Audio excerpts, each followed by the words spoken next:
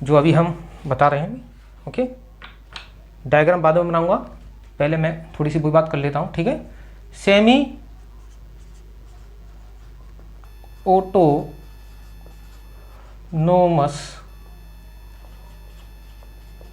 Organelles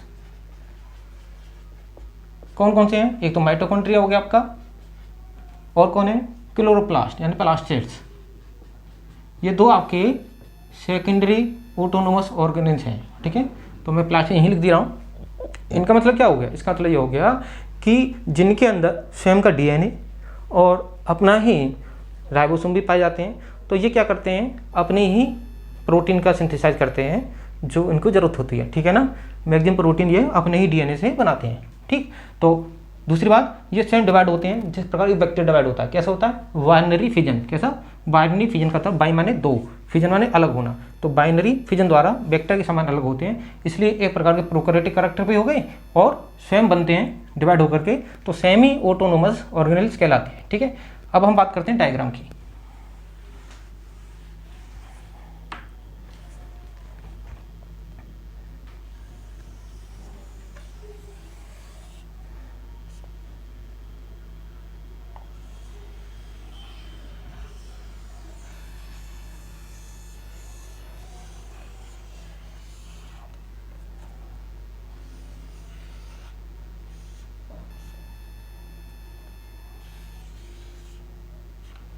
okay, तो इसमें आपका डायग्राम में इसके बाहर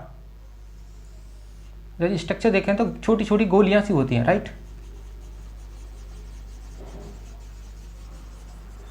पार्टिकल से होते हैं ऊपर लगे हुए।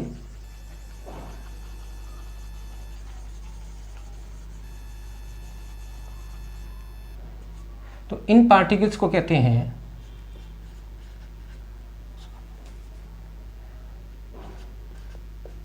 known as sub unit of person.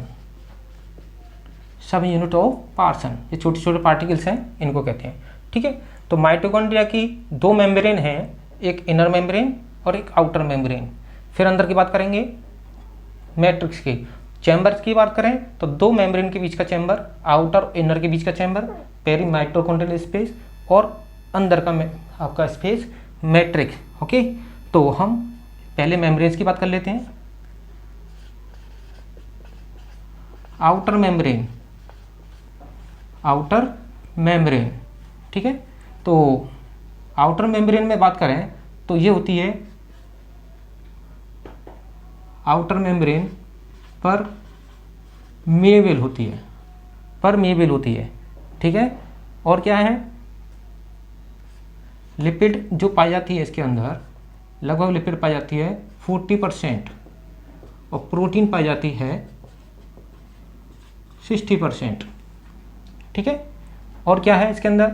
और करेक्टर देखिए आप, इसके अंदर छोटी छोटी प्रोटीन्स होती हैं, छेद होते हैं, छोटी छोटी प्रोटीन्स होती हैं बीच बीच में। ओके, तो ये प्रोटीन्स होती हैं, इन्हें कहते हैं पोरिन। क्या कहते हैं? पोरिन। पोरिन जो प्रोटीन है, कैसी प्रोटीन है? इंटीग्रल। इंटीग्रल कौन सी होती है प्रोटीन? जो मेम्ब्रेन में धसी रहती है। एक्सट्रिंसिक प्रोटीन, इंट्रिंसिक प्रोटीन, जो धसी रहती हैं इंटीग्रल प्रोटीन भी कहलाती हैं। ठीक है ना, तो आपके पोरिन, इसका काम क्या होता है? बाहर के जो मटेरियल होते हैं, केमिकल्स होते हैं, आयंस होते हैं, उनको अंदर भेजना। ठीक है ना, ये पोरिन हो गई। और क्या करेक्टर है इसका? ये कैसी होती है? स्मूथ होती है। कैसी होती है? स्मूथ होती है। परमेबल होती है, स्मूथ होती है। ठीक है ना, और क्या है? इस पर जो एंजाइम पाए जाते हैं, एंजाइम, उनकी बात कर लेते हैं। एंजाइम जो हैं, एक एंजाइम है आपका मोनो एमीन ऑक्सीडेज, और क्या है? NADH cytochrome reductase. ठीक है ना, एक साइटोक्रोम रिडक्टेज है, NADH रिडक्टेज और साइटोक्रोम रिडक्टेज। साइटोक्रोम रिडक्टेज, ठीक है। ये एंजाइम्स हैं इसके अंदर, ठीक है। तो स्मूथ आपका परमेबल, पोरिन, लिपिड की प्रोटीन की परसेंटेज 40-60%, ठीक है। ये आपकी आउटर की बात होगी, ठीक है। इसके बाद बात करते हैं इनर मेम्ब्रेन की। इनर मेम्ब्रेन की बात कर लेते हैं, ठीक है। इनर मेम्ब्रेन में देखें आप तो सबसे पहले ये होती है इम्परमेबल। कैसी होती है? सेलेक्टिव परमेबल कहेंगे आप।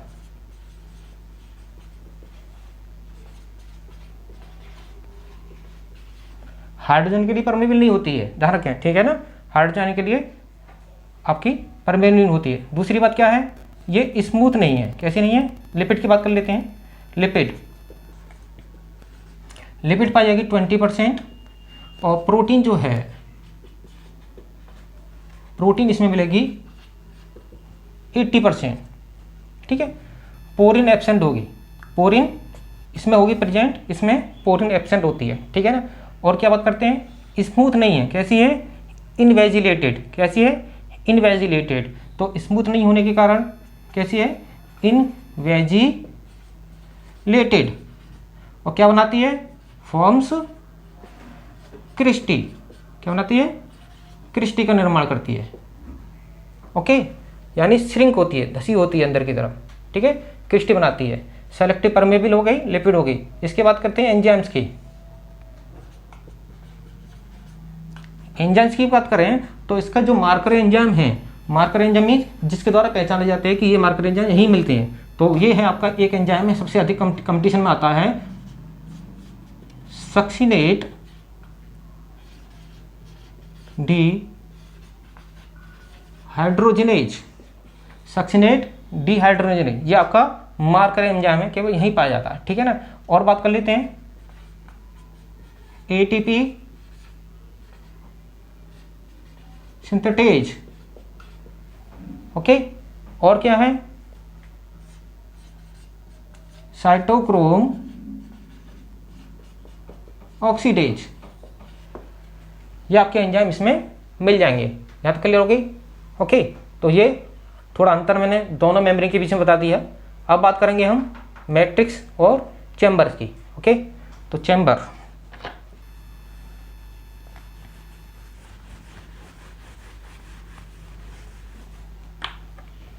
की बात करते हैं।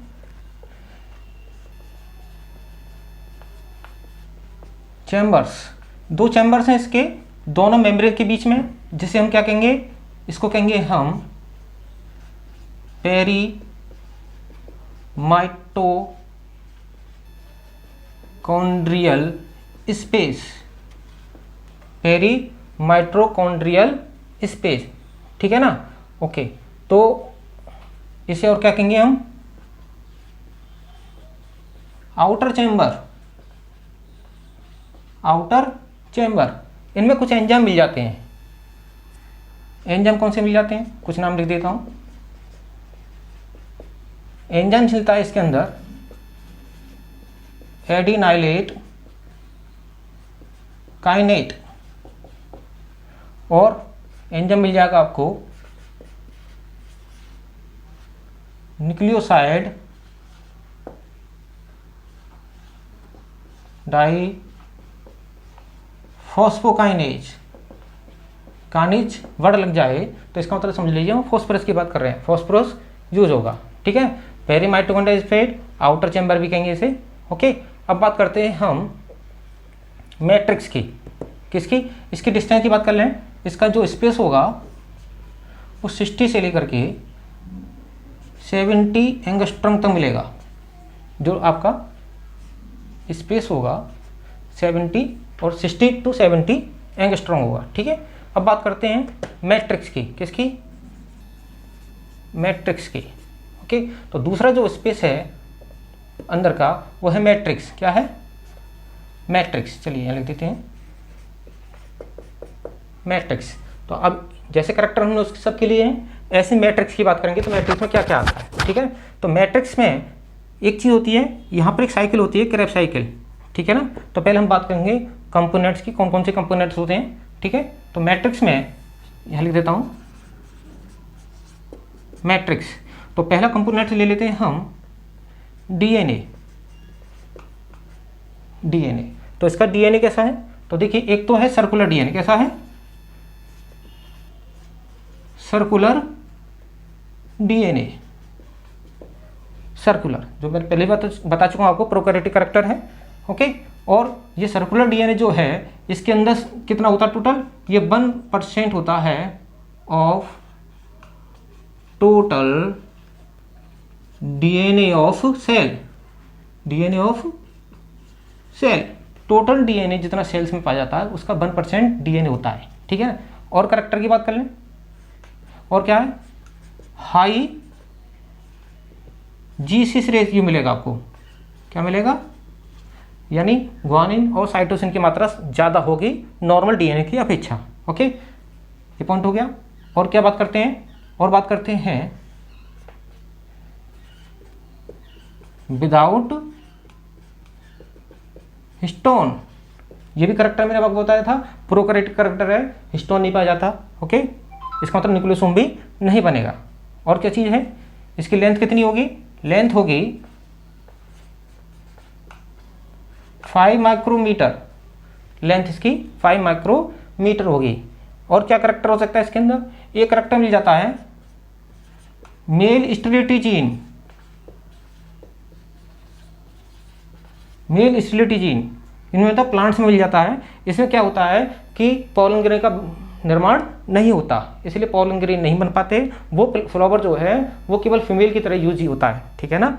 तो मेल स्टेरिलिटी जीन के अंदर माइटोकॉन्ड्रिया पाया जाता है। तो इसी कारण से क्या होता है, एक करेक्टर हो जाता है मैटरनल इनहेरिटेंस में भी यूज हो जाता है। ठीक है ना? मेल स्टेरिलिटी जीन, यदि ये करेक्टर मदर से आते हैं तो वो सभी प्लांट्स के अंदर क्या होगा? पॉलन ग्रेन का विकास नहीं होगा। ठीक है ना? तो ये आपका मेल स्टेरिलिटी हो गया। और क्या कहते हैं? यदि म्यूटेशन हो जाए डीएनए में, क्या हो जाए? इफ म्यूटेशन, ये लिख दे रहा हूँ शॉर्ट में, यदि म्यूटेशन हो जाता है तो क्या होता है? एक डिसीज हो जाती है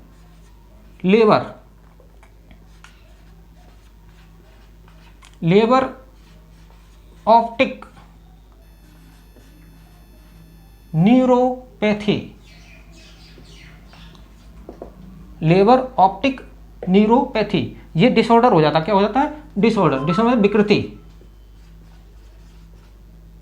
ओके, ये डिसऑर्डर हो जाता है।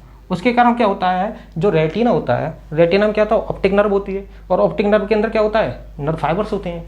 ठीक है, न्यूरॉन होते हैं। तो इससे क्या होता है? न्यूरॉन आपके नष्ट हो जाते हैं, वो बेकार हो जाते हैं, इसलिए ये प्रॉब्लम क्रिएट होती है एक। ओके, तो आपका ये हुआ डीएनए की बात कर लिया हमने। अब बात कर लेते हैं हम राइबोसोम की। किसकी? राइबोसोम।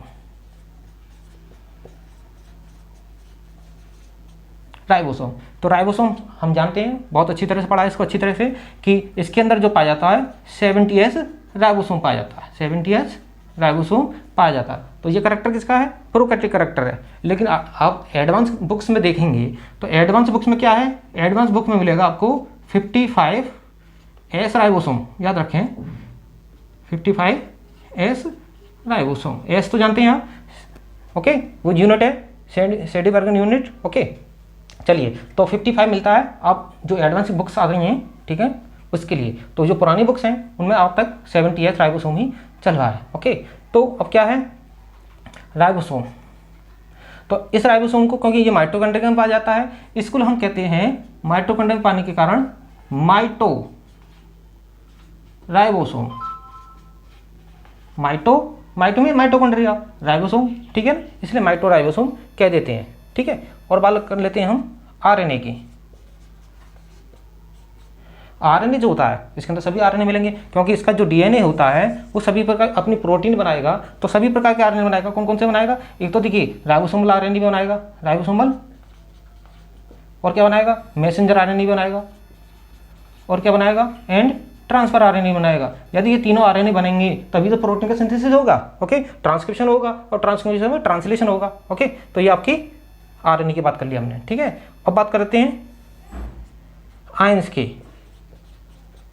किस किस का आयंस का सिंथेसिस कर सकता है, स्टोर कर सकता है? देखिए, एक तो कैल्शियम आयन का स्टोर करता है। ठीक है, क्योंकि कैल्शियम का करता है, तो मैंने पीछे बताया आपको, यॉक फॉर्मेशन में, जैसे आपका यौगिक के निर्माण में, ठीक है ना, आपका कैल्शियम, और क्या है, हड्डी वगैरह में जो कैल्शियम आपका ऑसिफिकेशन होता है उसके लिए कैल्शियम की ज़रूरत होती है, ठीक है, आपका कैल्शियम। और क्या है, और ले लीजिए आप मैग्नीशियम, मैग्नीशियम, ठीक है, मैग्नीशियम आयन +2 होंगे, ओके, कैल्शियम के B2, ओके। मैग्नीशियम के बाद जो सबसे ज़्यादा मात्रा में पाया जाता है, रिच इन, ये लिख देता हूँ, रिच इन Mn, मैग्नीज, ठीक है ना, ओके। तो आपका Mn हो गया, Mn ये रिच होता है, ठीक है। आयंस की बात कर लिया हमने। प्रोटीन्स की बात करते हैं, इसके अंदर प्रोटीन भी रहेगी भी। प्रोटीन्स जो होती है वो प्रोटीन्स मिलेगी आपको 70% ऑफ टोटल एंजाइम के फॉर्म में ऑफ सेल।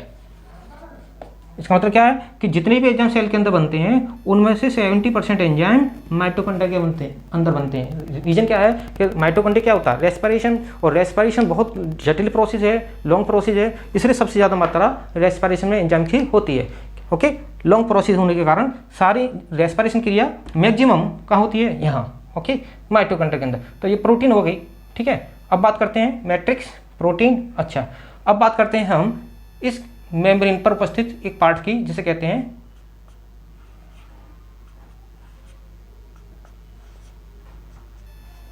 जो इनर मेम्ब्रेन होती है उस पर कुछ पार्टिकल पाए जाते हैं जिन्हें हम कहते हैं ऑक्सीसोम। इस प्रकार लगे रहते हैं, राइट, इस प्रकार ये लगे रहते हैं। तो मैं इसको डायग्राम बना देता हूँ। ये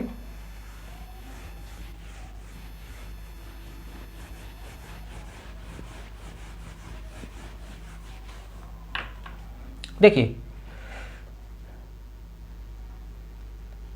बुक्स में आपको इस प्रकार मिलेगा डायग्राम।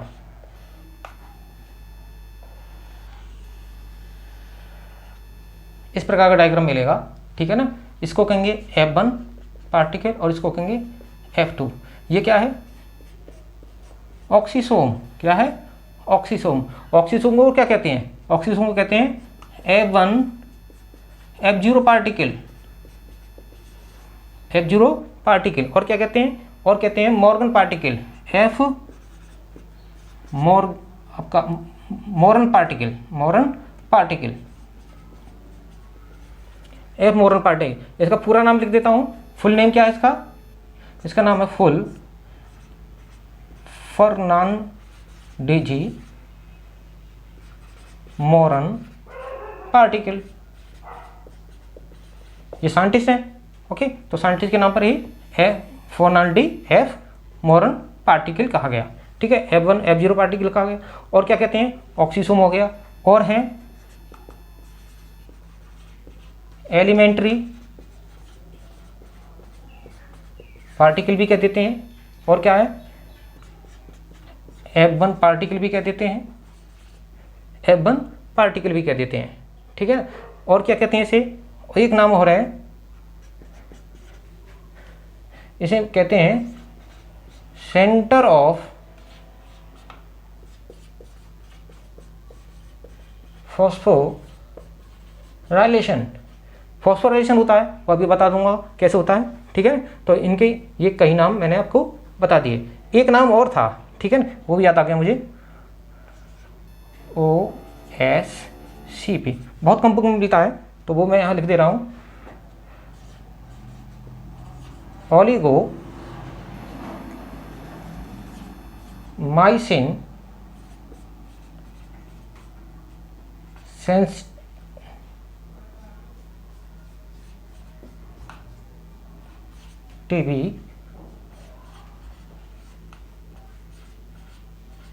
कॉन्फरिंग प्रोटीन, ये नाम और बोलते हैं इसे, ओलिगोमाइसिन सेंसिटिव कॉन्फरिंग प्रोटीन, ठीक है ना। तो OSCP, एस कैपिटल कर देता हूँ, OSCP, ये भी नाम इसका किसी बुक में मुझे मिला था, वो मैंने आपको ऐड करके दे दिया, ठीक है।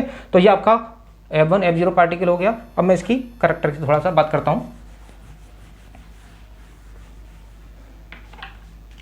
देखिए, इसके यदि इसके वास्तविक वाला डायग्राम देखें तो डायग्राम वास्तव में जो डायग्राम है इसका वो है इस प्रकार।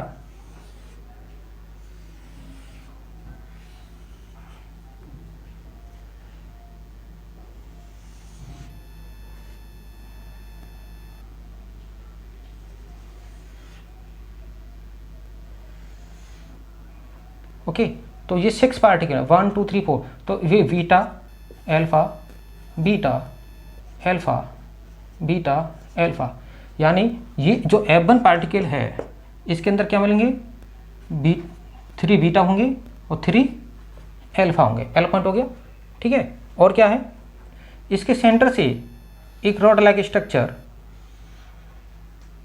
अंदर की तरफ जाती है जिसे कहते हैं ओके गामा। और क्या है, ये एक रोटेटर पर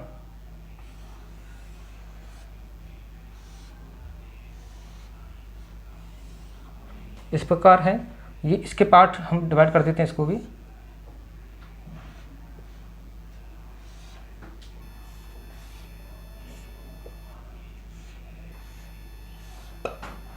ओके।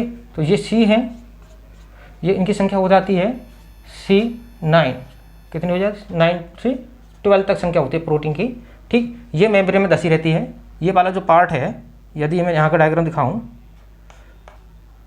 तो ये वाला पार्ट अंदर और ये रॉड,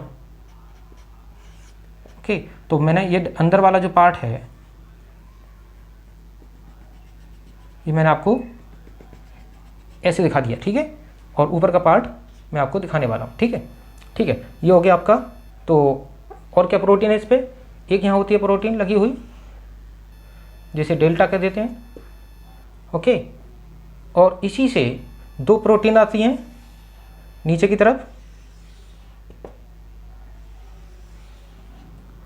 उन्हें क्या कहते हैं, उनको बी के देते हैं। और एक प्रोटीन यहाँ होती है आपकी ए, एक यहाँ होगी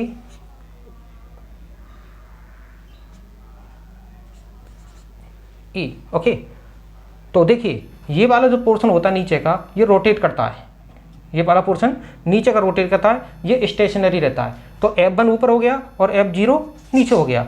ऊपर वाला जो क्या कहलाता है, ATP का सिंथेसिस करता है, इसलिए कहलाता है ATP सिंथेटेज, ATP सिंथेटेज, ठीक है। तो नीचे वाले की बात कर ले रहा हूँ, तो ये नीचे का जो है रोटेटर कहलाएगा, क्या कहलाएगा, रोटेटर, ओके। और ऊपर वाला जो क्या कहलाएगा, स्टेशनर, रोटेटर और स्टेशनर टाइप का स्थिर होने वाला, ओके। तो देखिए दोनों डिवाइड कर दे रहा हूं मैं। रोटेटर जो होता है, रोटेटर आपका है, देखिए क्या क्या रोटेटर में, एक तो रोटेटर में है आपका नीचे वाला पार्ट 1, ओके। और क्या है, ये वाला E, और क्या है C9 से 12। तो ये स्टेटर कहलाता है, स्टेटर। तो स्टेटर में क्या होता है कि आपके अल्फा 3 बीटा 3 2B है, एक A है, एक A है, 2B है, और क्या है आपका डेल्टा, ओके। तो स्टेटर अपनी जगह स्थिर रहता है और जो रोटेटर है वो घूमता है। उससे क्या होता है, जो हाइड्रोजन कंसंट्रेशन जब यहाँ बढ़ जाती है तो हाइड्रोजन इस तरफ से इधर मूव करते हैं, और जैसे इधर से 3 आयन हाइड्रोजन मूव करते हैं, इधर से 3 हाइड्रोजन अंदर आते हैं, तभी एक ATP का निर्माण होता है, ध्यान रखें, ठीक है। तो ये ATP, क्योंकि ATP का निर्माण यहाँ होता है इसलिए कहते हैं, इस F1 को कहते हैं हम ATP सिंथेज, ATP सिंथेज, या कह देंगे F1 ATPase, ओके। ये बात क्लियर हो गई। तो आपका ये आपका F1 F0 पार्टिकल की बात हमने की, ठीक है। और क्या बात कर सकते हैं हम, ये कहते हैं इसको हेड कह देते हैं, ये दो स्टॉक कह देते हैं, और इसको बेस कह देते हैं। तो हमारा हेड हो गया ये, स्टॉक हो गया ये, और बेस हो गया ये, क्लियर। तो आपका F1 F0 पार्टिकल की हमने बात कर ली, ठीक है आपका।